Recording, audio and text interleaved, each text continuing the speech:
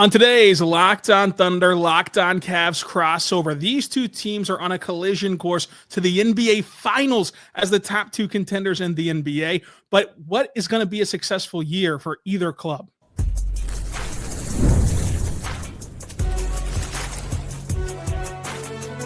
You are Locked On NBA crossover, part of the Locked On Podcast Network. Your team every day. Let's get it going on the Locked On Thunder, Locked On Cavs crossover. I'm Rylan Stiles, beat writer for Thunder on SI and host of Locked On Thunder. That's Danny Cunningham. You can find him on his Substack and Locked On Cavs every single day, breaking down these two respective teams. Danny, we spent all last season texting back and forth. Oh, I can't wait to see you in Oklahoma City. Can't wait to see you in Cleveland. And it didn't quite go that way for your Cavs, but it's a new year. And still, as we release our Locked On Top 100 for the first time ever, both teams incredibly represented on that list, which just shows the depths and the talents on these two clubs that makes them the top two contenders entering this season. How are you feeling about the Cavs after last year's postseason? So I think that last year's postseason obviously left a poor taste in everyone's mouth, given the way that the Cavs went out after winning 64 games, having what was the second best regular season in franchise history, and doing it with a young, fun group of players led by Donovan Mitchell. Obviously, Evan Mobley had a breakout season, making an All-NBA team for the first time. But then they were outplayed by the Pacers, and injuries hit at the wrong time. And that is an unfortunate part of the games, that guys can get hurt and not play their best when they need to. But man, this is an organization, Rylan, that I think is ready for this moment. I think maybe even more importantly, I don't know that much else in the Eastern Conference is ready for this moment. So I look at these two teams, Cavs, Thunder, and it is hard to say, in early to mid-September, yes, I'm supremely confident that this is going to be the finals matchup. But in the same breath, I think that these are, I think the Thunder are the best team in the NBA. And you could maybe make a case that Denver is the second best team in the NBA, but I think the Cavs are the best team in the East. And I think getting through the East is a much easier task than getting through the West. I completely agree with you, and that's why I think that the East, when you look at it, there's only a few contenders that you could really consider to make it all the way. Whereas in the West, there's at least three. I think people have put Houston in that category. And are you really going to discount when the chips are down, like LeBron and Luka and Austin Reeves making a run? It's just going to be tough. And the thing is, in the West, even if the Lakers don't put it together and make a run, or even if any of these, insert any team that you're high on, doesn't make a run, they'll at least make the series that they end up losing more competitive than what we expect the East to do, making their series more competitive. But Danny, when you look at this Cleveland team, take me inside the mind of a Cleveland Cavaliers fan from October until April. You just saw a year ago, it was Thunder, Cavs, neck and neck the whole year, going wire to wire as the best teams in their conferences and trying to get the best record in the NBA. And that's all great, and that's really, really fun. And then it ends in that disappointment. Is there a level in Cleveland yet of kind of wake me up when the postseason starts? I don't want to get too wrapped up into it. Or is this core still so exciting and still so fun that the regular season you really prioritize in Cleveland? So I think that this group is going to still be a regular season wins machine. I don't know if they're going to win 64 games the way they did last year. I would imagine they'll be somewhere between 57 and 61 if I had to bet on it. With her friends at FanDuel. I don't know if you can bet the exact win total as of right now, but that's kind of where I would be, somewhere in that ballpark. And I think that the way the regular season is going to work for them this year, it's not going to be so much as every game matters so much, or that there are these extreme takes off of every single win. It's yes, the Cavs did this so well on this random night in November. What a great sign. I think there are going to be moments where they have these measuring stick games and they open up in Madison Square Garden against the New York Knicks. That's going to be a big game. They play on Christmas again in Madison Square Garden against the New York Knicks. They play host to the Thunder on Martin Luther King Jr. Day in a rematch of what was I think, Rylan, and maybe you disagree with this, I thought it was the best regular season basketball game last year in the entire NBA when the Thunder came to Cleveland. That'll certainly be a measuring stick game. So I think that they look at it, the Cavs look at themselves as a team in the group of contenders. And I think that is really hard to refute. But I think the only other team in the East in that group is the Knicks. They play the Knicks 3 times. So then you look at it and say, okay, well, both games against the Thunder should be measuring stick games. The 2 games against Denver should probably be considered a measuring stick game, especially considering, they've got Nikola Jokic. They have championship equity. They are a team that you view as that's where we want to be. Outside of that, I think it's going to be hard to come up with these sweeping takes based on the regular season, because this is a group that has won a lot of regular season games. They've not won enough postseason games. So I think that ultimately is where this team's going to be judged. It's not entirely wake me up when April gets here. I think I might take a few naps along the way, wake me up for some of the big games, and then I'll be locked in April, May, and June. So whenever you look at this Cleveland team, one thing that has followed them throughout this, and obviously last year's playoff gets a little messy because of the injuries, but it's been their small backcourt, and how is their defense going to handle the postseason? What are people missing whenever they just continue to cast that as like a worry about Cleveland? I think what people are missing is the offense hasn't been good enough in the postseason. Defensively, it's not as if they've always been great, but they've not lost in the postseason because they haven't been good enough defensively. And this dates back to Donovan Mitchell's first year in Cleveland, when they lost in 5 games to the New York Knicks in the first round. They didn't lose that series because Darius Garland wasn't a good enough defender or Donovan Mitchell wasn't a good enough defender. They lost that series because they couldn't score 100 points in a game. That has been the issue that maybe gets swept under the rug a little bit, because you think small backcourt with 2 very dynamic guards, 2 all-star guards, one of which in Donovan Mitchell finished 5th in the MVP race last year and was first team All-NBA. Like, those guys are great. And Donovan had despite being injured, a very good postseason in terms of scoring the basketball, but the rest of the roster needs to be better on offense. And that is kind of the thing that doesn't get talked about, because when you see a small backcourt, you think, oh, bad defensively. And I know that everyone wants to go look at who the Portland Trailblazers were with Damian Lillard and CJ McCollum, and that group bad defensively.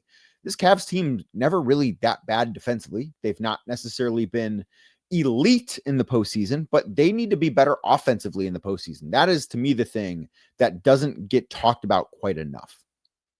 So the big addition of Lonzo Ball, what's the expectation level for him as a player this season? So I look at Lonzo as somebody who can provide a lot of flexibility. And before I say anything, Rylan, I have to give my standard line that I have to say. I think I'm legally required to say it at this point. If Lonzo Ball is healthy, okay, we got that out of the way, because he's played 70 games in 4 years. And that is the one thing that I'm required by law to say every time I talk about Lonzo Ball, is that if he is healthy, what can he do? So I think he provides flexibility, because if you look at who the Cavs were last year, they were a very deep team, but they were a team that when you got kind of far down the bench, they had some one-way players, and Ty Jerome is one of them. And Ty had a great regular season. We briefly touched upon that game that the Thunder played in Cleveland. Ty Jerome had a great game in that game against OKC. That's a big reason why the Cavs won that game. But he kind of became unplayable in the postseason because he was not good defensively. He couldn't defend anybody. He was relentlessly attacked by the Indiana Pacers. Obviously, he's out the door. You look at Isaac Okoro, who was traded for Lonzo Ball. He's a good defender, and I remember you and I talking about him as somebody that the Cavs at times were able to put on Shai Gilgeous-Alexander as a variety of defenders they had at the time, and I know their roster has changed a little bit in terms of being able to try and slow down the league MVP, but he couldn't play offense, and he was somebody that opposing teams in each of the last 3 postseasons have said, we are not going to guard you, and that has happened every time, and that is not going to change. Now, Lonzo Ball is not the world's greatest shooter, but he is somebody that is a force offensively because of the way that he can pass and the way that he can create for others. So you do have to respect him on that end.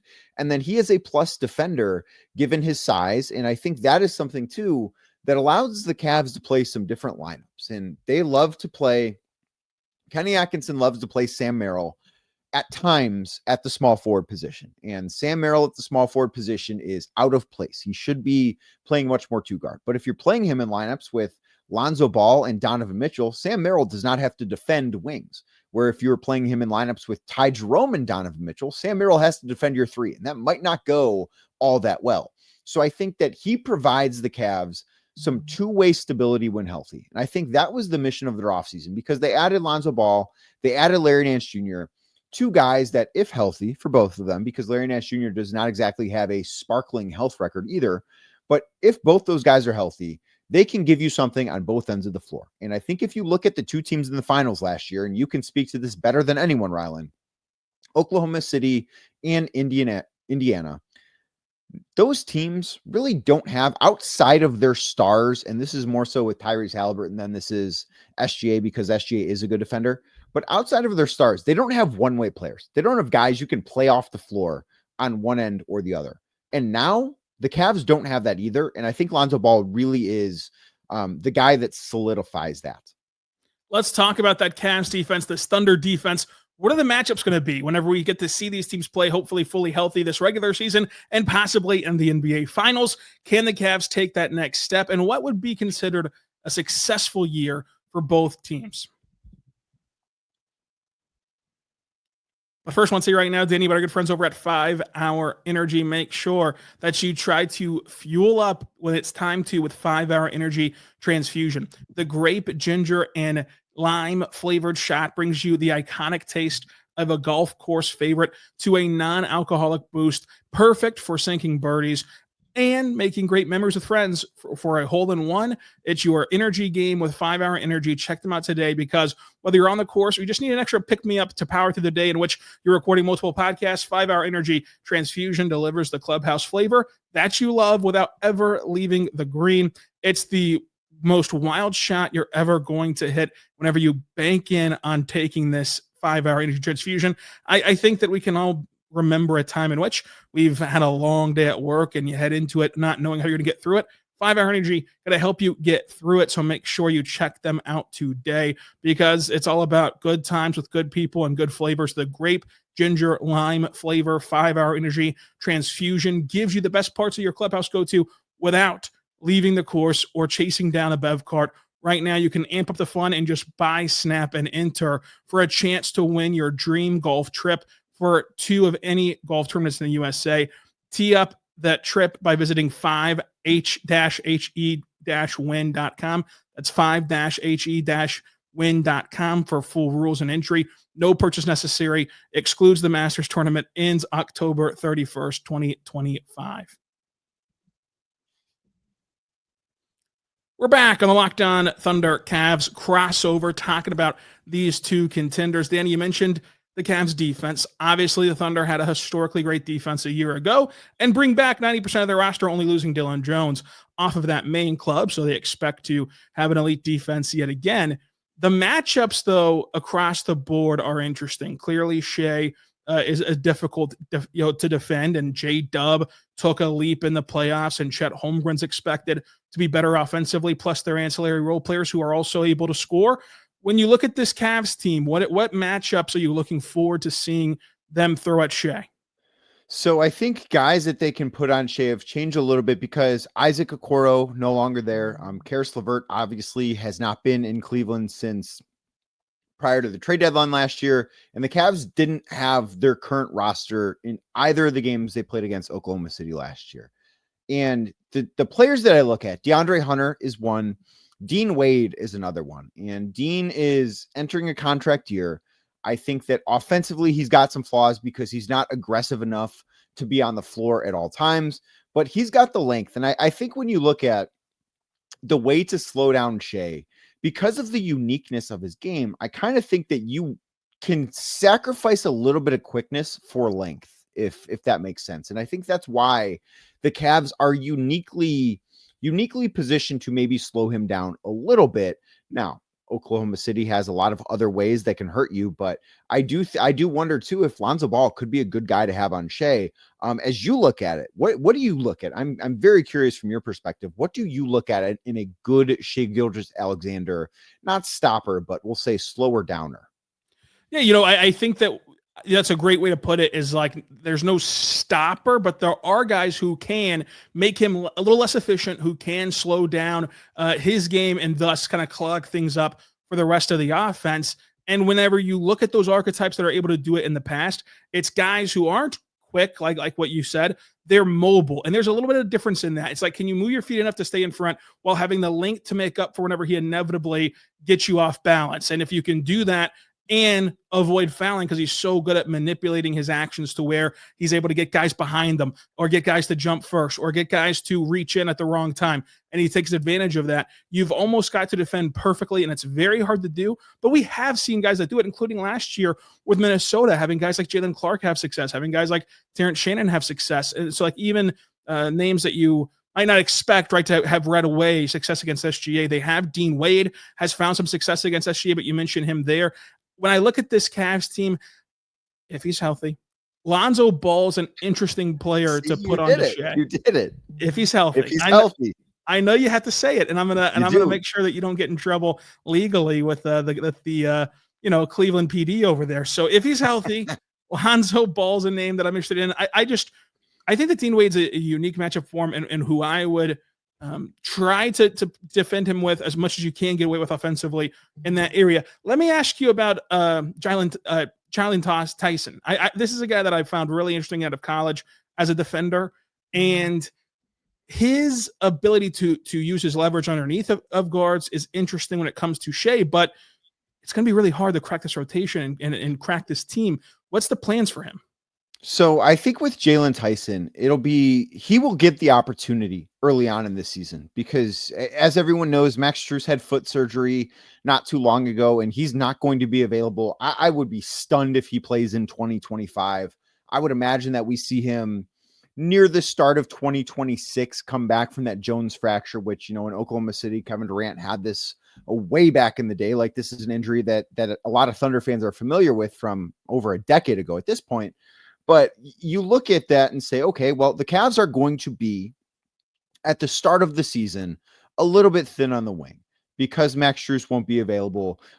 Lonzo Ball, I would imagine they're not going to want to play him a ton. And I know Jalen Tyson does not play point guard, but that is still a wing type defender that you can look at as minutes available in the rotation.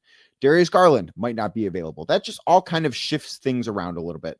So I do think there will be an opportunity for Jalen Tyson. He was the 20th overall pick in last year's NBA draft. Didn't get a huge opportunity because it's really difficult, believe this or not, really difficult for rookies to go in and make a big impact on a team that wins 64 games. It just doesn't often happen. So I think that this year is going to be a big one for him because he's going to have a chance to play probably between 18 and 23 minutes on a nightly basis for the first couple of months of the season. And if Tyson is the guy that they believe he can be, which is sort of like an oversized Josh Hart, where Josh Hart is 6'4", does a lot of the little things, does the dirty work, gets rebounds, can score a little bit. Jalen Tyson is bigger than that. He is 6'6", 6'7", but can he do a lot of those things? I think if he can, the Cavs are going to feel really good about themselves. And I talked about this earlier in the week, and on my podcast, it is. And I do not imagine this to happen. I would not bet on this to happen. But our NBA Top 100 list came out earlier this week that Locked On put together. You and I voted on this. Both the Thunder and the Cavs both had a lot of guys in this list.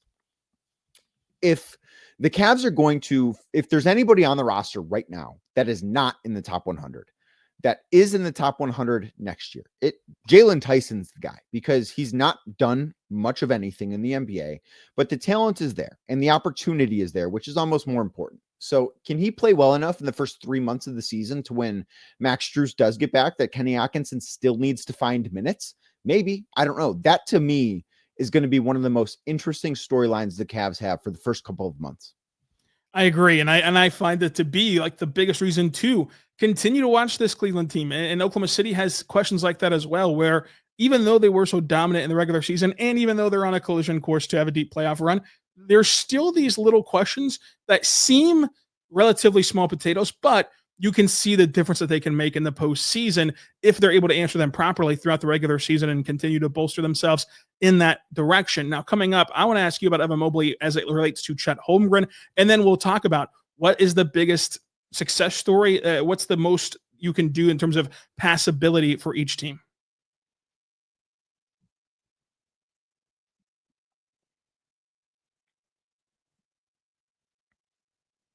We're back. I'm Locked On Thunder, Locked On Cavs crossover. Danny, we're talking about these two teams who are in that tier of top contenders and who I think right now you are going to see a lot of projections for the NBA Finals between these two teams.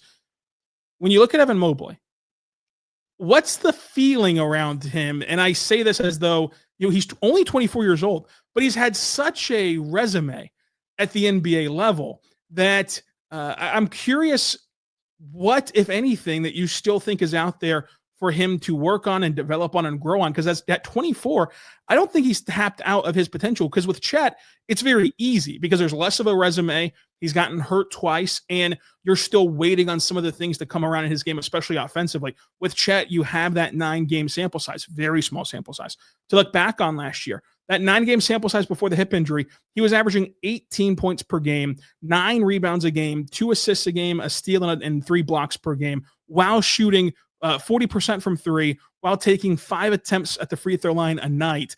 And that player would, if he's able to get back to that, and that's an if because of the injury history, but if he's able to get back to that, like, that player would inject something brand new into this Thunder team that just won a championship. And he was a big part of them winning a championship because he's so elite defensively. Evan Mobley, of course, we know is great on both ends as well. Like, is there something within the top players on this team who are still young, similarly to the top players on the Thunder's team, which are still young, that people are eyeballing to want to see from them? So I think with Evan, it's a little bit more 3-point volume is the one area that people are going to point to. And there was a very clear line in the sand last year with Evan. And that line in the sand was December 7th, when the Cavs played a afternoon game against the Charlotte Hornets. It was in Charlotte. Evan Mobley hit 6 3-pointers in that game. He hit 5 3-pointers, Rylan, in the first quarter of that game, which that first quarter, if he would have sat down, untied his shoes, and not gotten off the bench, that would have been the most 3-pointers he hit in any game in his career. But he hit one more. He scored 41 points, and that was the day. Like, I was getting texts from people across the league that just said, it's happening. Like, we are watching in this moment, Evan Mobley grow and evolve. And starting with that game, his 3-point volume doubled the rest of the season. He went from shooting, I believe, 2.1 threes per game, which in an admittedly small sample size, playing games before December 7th, not the biggest chunk of the season, but it went from around 2 to around 4, 4.5. And I think that this year, the Cavs would prefer him to be around 5 3-pointers attempted per game. And can he do that while still shooting roughly 37, 38%? I think so. Can Evan Mobley add strength? Can he be somebody that is more of a force with the basketball in his hands? I think so. Can he become a guy that has a little bit of a tighter handle with the basketball? I think so. Those are the things, or those are the areas, I guess I should say, where Evan can still take a step forward. Because I went into last year, Rylan, thinking Evan's probably going to make an all-NBA team at some point. He'll make some all-star teams.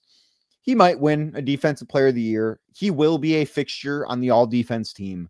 And then he took these steps forward on both ends of the floor. Like his defensive floor is already just outrageously high. Like, he's always going to be a really, really great defender, but he took steps forward on both ends of the floor. And my opinion of him went from what I just said to now, I think Evan Mobley is going to be a guy that makes multiple first team all NBAs, that probably doesn't win an MVP, but is in top 5 for MVP voting in multiple years, that he can block out All-Star Weekend on his calendar because he's going to be there every year for the next however many years he can be.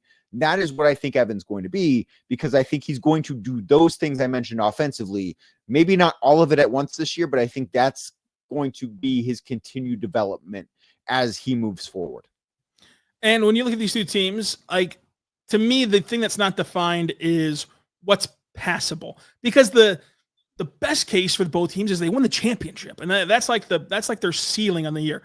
The disastrous case for both teams is, for some reason, they regress. They might not make the playoffs. They have injuries that keep them out. They don't get out of the first round. These two teams are making the playoffs, Rylan. I will take it to the bank. The Cavs and the Thunder, even in their worst case, are, especially the Cavs, given the East. I mean, the West is a gauntlet. Like, I'll give you that. But in the Eastern Conference, Sands injuries and all that stuff. Like, the injuries, would be devastating. But take that out of the equation. What's the middle ground between because anything short of a title would be disappointing. But I still think that if you avoid a disaster, like, disappointing is just kind of what it is. What would be passable for both teams if we can acknowledge that winning the championship and having all the luck that's involved in that, having all the things go right that's involved in that, is hard to obtain. So it's not like championship or bust for these two teams who both still have young cores and both still have runways with what they're trying to do here. What's a result that could make you feel bummed because you didn't win the championship, but you're not going to be crucified? Like, you can't lose any more hair, but you're not going to be crucifying the team for the whole offseason. So, one, I love that you said that. Two, I think it's weird because I actually think the Cavs bar is a little bit higher than the Thunder's. I think for the Cavs, if they don't get to the finals, this year is a failure. They've not had the postseason success to correlate with the regular season success that they've had in this Donovan Mitchell, Evan Mobley, Darius Garland era. Last year, they won 64 games. They were the best or second best team the entire season. It was them and it was the Thunder. And then there was a gap before Boston. Like, it was those two teams were far and away the two best regular season basketball teams. And the Thunder went and won the title and the Cavs lost in the second round. If given the state of the East, where you don't have to worry about the Indiana Pacers as a postseason threat because Tyrese Halliburton is not going to play, you probably don't have to worry about the Boston Celtics as a postseason threat because Jason Tatum probably won't play. And even if he does play, that Boston roster, I do not think is very good and might even get a little bit worse.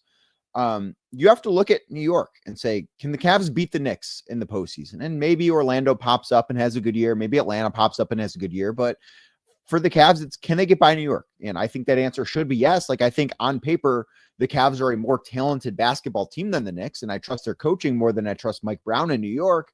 So I say, okay, the Cavs should get to the finals. They are favorites to get to the finals. And I think in Oklahoma City, it should almost be looked at, and I would love to hear you tell me I'm wrong here. I think if the Thunder lose to anybody other than the Cavs or the Denver Nuggets, it's a failure. And I say Denver because, yes, SGA won the MVP, and I thought he deserved it, and I would have voted for him last year had I had an MVP vote. But I also, in our top 100, voted Nikola Jokic as the number one player because I think he is the best player in the world right now.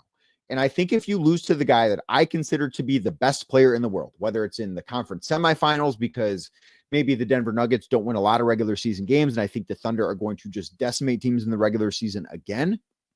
Maybe it's the conference finals. But I look at that and say, if OKC loses to a guy who took them to 7 games last year with a much worse roster than I think he has right now, I'm not sure I can call that a failure. If they lose to Houston, if they lose to any other team in the West, or let's say the Knicks or the Magic or the Hawks somehow come out of the East, I think that's a failure. But if they lose to a team that won 64 games last year and I think got better, or the guy who I think is the best player in the world, it's hard for me to say that's a failure. Yeah, I'm more with you than I'm not on that parameter, because for me, like, whenever I was just thinking about what a success would be for this question, I'm thinking West Finals is like, it's disappointing to lose it, but you made it further than the past champions have in this parity era, and in all likelihood ran into Jokic. And so, like, that's who I was thinking of. So I would agree, even though Houston got a lot better, and Houston I think is a good team and a competitive team. Sure. When you look at this Thunder team and what they're going to do, and this is obviously if everyone's playing this season straight up and they're healthy and nothing goes wrong, the Thunder would have a historically great defense. They can't possibly shoot worse than they did last year in the postseason. They still won. And I say that to say this, unlike Mazzulla Ball, like, this identity of who the Thunder are is translatable 10 times out of 10, home, road, year over year, with what they do defensively to spark offense and their home court advantage as a team that's the deepest team in the NBA, the most talented team in the NBA, that should win a lot of regular season games, even in the tough Western Conference, should have their 3rd straight number 1 seed, thus not heading on the road for the entire West playoffs. I think that there's an opportunity for Cleveland to get the best record in the NBA, because if they take the regular season seriously, they just have more cupcakes to beat up on, frankly. Yeah. So it's like, if you get 4 games against, Washington instead of 4 games against, Dallas or whatever, then you're going to have a better opportunity if you're in the East to have the best record overall. Only having to play the West twice, of course, is another big deal for the Cleveland Cavaliers and whoever we think is the best team in the East in the regular season. But all that to say, I would agree that losing to anyone in the West but Jokic, actually losing the series to anyone in the West but Jokic, would be very disappointing, and it would be considered a failure because they likely don't make it to the Western Conference Finals this season. I would open up a conversation about like, what if the Knicks just put it all together? They won a couple games in the Garden, and then they stole a game in OKC, and then they've won the series, but with a coin toss series, because they're pretty talented, and of course by that, if they made it all the way there, they have to make it there with their best players healthy and available. So like they can run those guys into the ground for one last series and try to get it together and capitalize on a team in OKC that is playing deep into the playoffs yet again in June. And by this time, they're running on fumes as a young team that hasn't played that stretch before. We know how hard it is to have this condensed offseason and then go on another deep playoff run. So I would say reaching the finals, automatic success, win or lose. Reaching the Western Conference Finals is passable, win or lose, but losing to anyone besides Jokic is disappointing and would have to really review how it happened, and likely considering it a failure. So the thing about New York that I will push back on, specifically as it relates to Oklahoma City, the reason why I would not view that the same as losing to the Cavs if you were the Thunder is the way the Knicks are built, where their two best players are, I think, significant defensive liabilities. Like Jalen Brunson is a bad defender and Karl Anthony Towns is a bad defender. And the way that Oklahoma City is built, where they just they can pick apart those matchups where, Donovan Mitchell is not a great defender, but he's a better defender than Jalen Brunson is. Yeah. And then you look at the second best player. Well, Evan Mobley just won Defensive Player of the Year. Like there is a huge difference between who Evan Mobley is defensively and who Karl Anthony Towns is defensively. So I just look at how those two teams match up. And I think the Thunder, like if those two teams could right now, and I don't believe FanDuel has this stuff available at the moment. Why would they? Because it's September. But I would imagine that the Thunder would be heavier favorites in the finals against the Knicks than they would be the Cavs. I think that the odds between a Thunder Cavs series would be much tighter than a Thunder Knicks series. Yeah, especially if it's about what happens when they first open it up on the court. Because obviously public money and everything can influence the lines because of the Knicks and how big of their fan base is and everything. But in terms of just basketball, I agree. I think that you're right, that at the end of the day, we're talking about this in September. We're not talking about this with any of the facts. What we know today of these rosters and of their health situation, with right now the Thunder only missing Thomas Schwarber and the Cavs are in the Knicks, and everybody going to be healthy by the time the playoffs get here, knock on wood, hopefully. Then yeah, I agree with you that it'd be a failure to lose to a team that doesn't roster Nikola Jokic or is not the Cleveland Cavaliers, because when you look at that Knicks team, they can't exploit any matchup, and the Thunder should be able to exploit a ton of matchups. And Cleveland, you can make the argument, can't exploit matchups, but and maybe New York, if anyone from New York's listening to this, maybe they'll disagree. I just think that when you look at Donovan Mitchell, I trust him more than Jalen Brunson in the sense of facing an elite defense and figuring it out, because he has the leverage of leveraging the floor is what I mean by that, with a guy like Jared Allen setting screens, with a guy like Evan Mobley, with a guy like, Darius Garland next to him. Like those things all help him. Whereas with New York, especially for the Thunder style of defense, you're concerned with Brunson and Cat, and that's kind of it. And then you fly out and contest everyone else after the fact. You're reactive to those guys. Cleveland has more guys who you're being proactive to defensively, which makes you susceptible to having breakdowns defensively.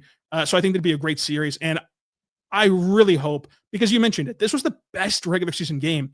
And the teams weren't healthy for that regular season game, but it was still the best. That's how deep and talented these two groups are, that even whenever they're not healthy, they still produce the best basketball. Let us get there healthy, both in the regular season and the postseason, and just have this out for a whole series. I think it'd be very fun, Danny. This has been a very fun crossover. Yes, it's been a blast. I cannot wait to have you on Locked On Cavs once the season gets here for the Monday Whip Around shows as Cavs and Thunder approach. I believe the first matchup is Martin Luther King Day, if I'm not mistaken. It'll be fun. We'll be there. We'll be everywhere. Locked On Cavs 5 days a week. Locked On Thunder the same way. Go check out Danny Cunningham over there at Locked On Cavs. I'm Rylan Stiles, host of Locked On Thunder. For your next listen, go check out Locked On Grizzlies, and I'll tell you why, because they're still upset about the top 100 list. They think it's an affront to basketball that the Grizzlies don't have more players on that list than the Cavs and Thunder. Go see why at Locked On Grizzlies. Until then, be good and be good to one another.